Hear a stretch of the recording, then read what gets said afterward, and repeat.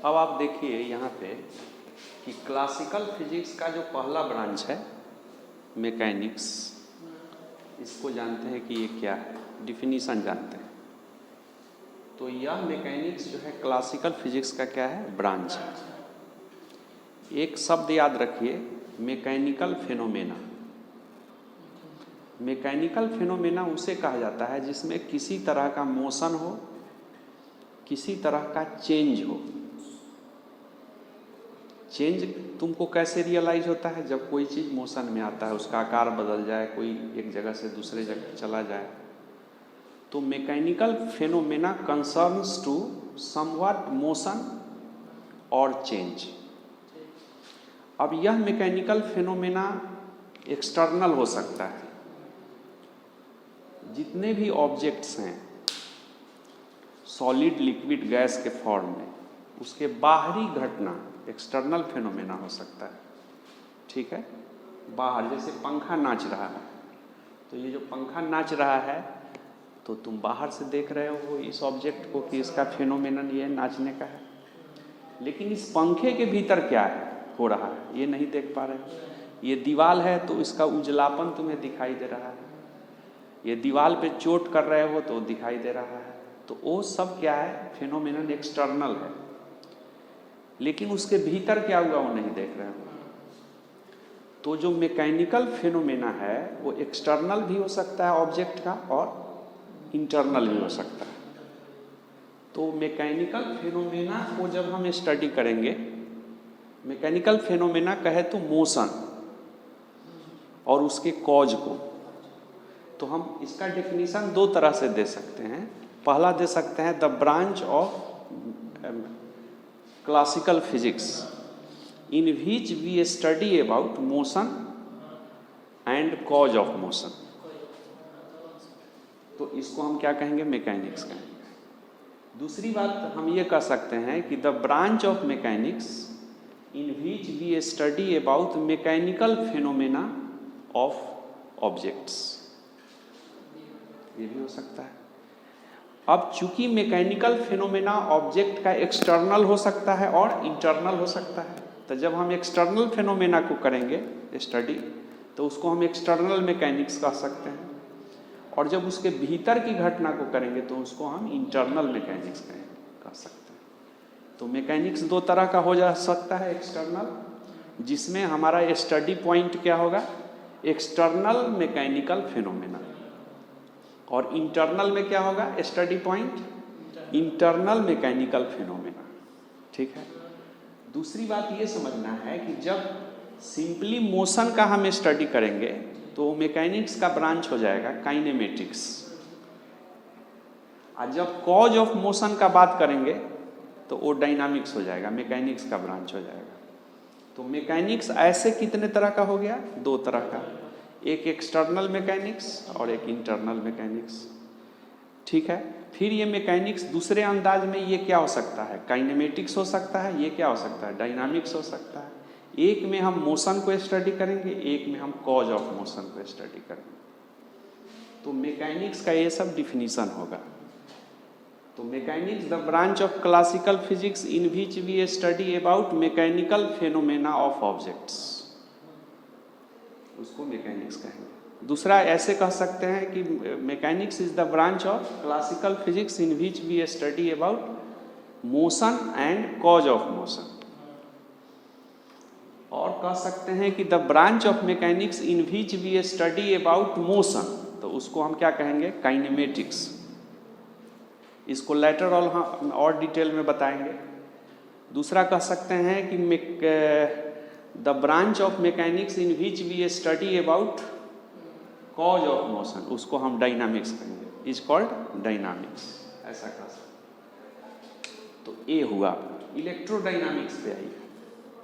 Electrodynamics के अंदर आप ये समझने की कोशिश कीजिए कि हमारे पास इस पूरे यूनिवर्स में दो तरह का एंटिटी है। एक एंटिटी है मास और एक एंटिटी है चार्ज। तो मास से फिनोमेनन है और चार्ज से भी फिनोमेनन है। तो चार्ज के वजह से जो फेनोमेनन है वो इलेक्ट्रिक फेनोमेनन हो सकता है, मैग्नेटिक फेनोमेनन हो सकता है, आपका इलेक्ट्रोमैग्नेटिक फेनोमेनन हो सकता है। तो electromagnetic phenomena due to charge के वजह से, ये सब का जब हम स्टडी करेंगे तो उसको हम कहेंगे इलेक्ट्रोडायनामिक्स।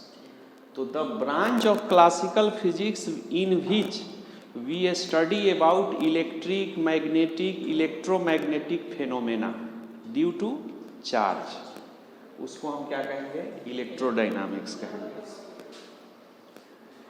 इस तरह से यह इलेक्ट्रोडायनामिक्स भी कई टाइप का होता है। तो जब इलेक्ट्रोडायनामिक्स पढ़ेंगे डिटेल में तो वहाँ पे हम लोग विस्तार से। ऑप्टिक्स में क्या होगा कि इसमें लाइट के प्रॉपर्टी और उसके फेनोमेना को हम पढ़ते हैं, property of light and its phenomena. तो the branch of classical physics in which we study about the property and phenomena of light is called optics, उसको कहें। ये ऑप्टिक्स भी दो तरह का होगा, एक रे ऑप्टिक्स होगा, एक वेव ऑप्टिक्स होगा। लेटर अलॉन्ग उसका डिफिनेशन। थर्मोडायनामिक्स, विशेष तौर पे यहाँ जो हमने कहा मैकेनिकल प्रॉपर्टी, मैकेनिकल फेनोमेना, तो किसी ऑब्जेक्ट का मैकेनिकल फेनोमेना, ठीक है, under the condition of heat के कंडीशन, अंडर द इम्प्रेशन और इफेक्ट ऑफ हीट का इफेक्ट क्या है उस पर, और तब उसमें किस तरह का मैकेनिकल प्रॉपर्टी आ रहा है, तो उसको हम थर्मोडायनामिक्स कहेंगे।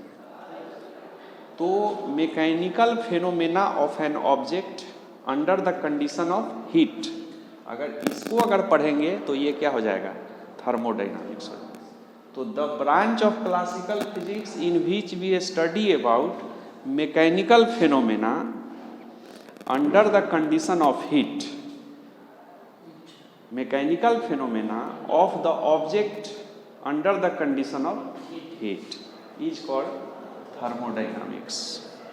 अब यहाँ हम आते हैं क्वांटम फिजिक्स। यह क्वांटम फिजिक्स इस पूरे क्लासिकल फिजिक्स से बिल्कुल अलग है। विशेष तौर पे जो एटम के भीतर की घटना है उसका रेडिएशंस है, और जो कंप्यूटर जगत का जो भी साइंस है, कंप्यूटर कैसे बना हुआ है, उसकी क्या टेक्नोलॉजी है, उसकी टेक्नोलॉजी के बिहाइंड क्या फिजिक्स है, तो वो सेमीकंडक्टर टेक्नोलॉजी से कंप्यूटर बना हुआ है। सेमीकंडक्शंस का वहाँ आधार लिया जाता है। तो वो सब चीज़ अगर हम पढ़ेंगे तो आ जाएगा क्वांटम फिजिक्स। क्वांटम फिजिक्स के अंदर में हमारा सब्जेक्ट पॉइंट आ जाएगा एटम के भीतर की घटना, उसके रेडिएशंस का घटना, उसके रिएक्शन का घटना, फिर जो कंप्यूटर का टेक्नोलॉजिकल सिस्टम है उसके बारे में जो हम स्टडी करेंगे, वो सब किसके अंदर आ जाएगा? क्वांटम फिजिक्स के अंदर आ जाएगा। तो quantum physics is the branch of physics, mechanics is the branch of classical physics, ये फर्क समझना है। तो quantum physics is the branch of physics in which we study about the phenomena inside atom as a reaction, as a radiation, and the technological study of computers also, उसको क्या कहा जाएगा? Quantum physics कहा जाएगा। विशेष तौर पे जो हम आकृति लेते हैं उसमें माइक्रोस्कोपिक, मैक्रोस्कोपिक, एटॉमिक ऐसा ले लेते हैं, लेकिन तुम देखता होगा कि कंप्यूटर में भी एक मेमोरी होता है। तो मेमोरी का कैसा आकार है? तो उस मेमोरी का आकार किसी फिजिकली नापने वाले ऑर्डर ऑफ मैग्नीट्यूड से नहीं नापा जा सकता है। जैसे कि एटॉमिक का 10⁻⁻15 है मीटर है, उसी तरह से माइक्रो का 10⁻⁻6 है, मिली का 10⁻⁻3 है, वैसे उसको नहीं नापा जा सकता है। तुम देखना उसको बाइट कहा जाता है कि इसमें इतना बाइट है, एमबी है, जीबी है, तो बाइट फॉर्म में उसको मापा जाता है। तो उसकी आकृति को मेसोस्कोपिक कहा जाता है। इसलिए जो कंप्यूटर वाला सब्जेक्ट पॉइंट है उसको एक तरह का फिजिक्स कहेंगे, क्वांटम फिजिक्स का ही एक रूप कहेंगे, ब्रांच कहेंगे, उसको क्या कहेंगे? मेसोस्कोपिक फिजिक्स कहेंगे। The mesoscopic physics is the branch of quantum physics in which we study about the technological phenomena regarding computer. तो उसको हम कहेंगे मेसोस्कोपिक क्वांटम फिजिक्स। और एटम के भीतर का जो चीज़ हो गया उसको मॉडर्न फिजिक्स कहेंगे। जैसे एटम का साइज क्या है, एटम के भीतर क्या क्या बनावट है, एटम का रेडिएशन कैसे होता है, रेडियो एक्टिविटी कैसे होता है, उसका रिएक्शन कैसे होता है, तो ये सब जब पढ़ेंगे तो उसको हम मॉडर्न फिजिक्स कहेंगे। तो क्वांटम फिजिक्स वस्तुतः दो तरह से हो सकता है, एक हो सकता है मॉडर्न फिजिक्स और एक हो सकता है मेसोस्कोपिक फिजिक्स। मॉडर्न फिजिक्स के अंदर द फेनोमेना इनसाइड एटम का बात करेंगे हैं, और मेसोस्कोपिक फिजिक्स में कंप्यूटर टेक्नोलॉजिकल सिस्टम को बात करेंगे। ठीक है, ऐसा।